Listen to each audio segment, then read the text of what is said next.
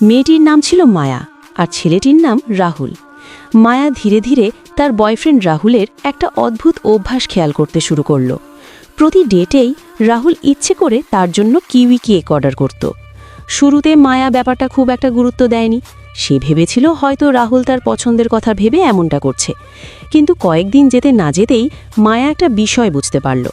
যখনই সে কেকটা খেত না, রাহুল ডেট শেষ হওয়ার সাথে সাথেই তাকে ঠিক সময়ে বাড়ি পৌঁছে দিত। কিন্তু যেদিন সে কেকটা খেয়ে ফেলত, সেদিন রাহুল তাকে নিয়ে অকারণে শহরে ঘুরে বেড়াতো, ইচ্ছে করে সময় নষ্ট করত। তারপর রাত অনেক হয়ে গেলে বলতো, এখন তো অনেক দেরি হয়ে গেছে, কাছেই কোথাও থেকে যায়। এতে মায়ার খুব অস্বস্তি লাগতে শুরু করলো। তার মনে সন্দেহ জাগল যে রাহুলের উদ্দেশ্য ঠিক পরিষ্কার না। নিজের সন্দেহটা নিশ্চিত করতে একদিন মায়া ইচ্ছে করে একটা নাটক করল। সে বলল তার পা মুচকে গেছে এবং তাকে হাসপাতালে যেতে হবে। এটা শুনে রাহুলের মুখে স্পষ্ট হতাশা দেখা গেল, কিন্তু কোনো উপায় না থাকায় সে বাধ্য হয়ে মায়াকে সরাসরি হাসপাতালে নিয়ে গেল। সেদিনই মায়া বুঝে গেল তার সন্দেহটা একেবারে ভুল ছিল না।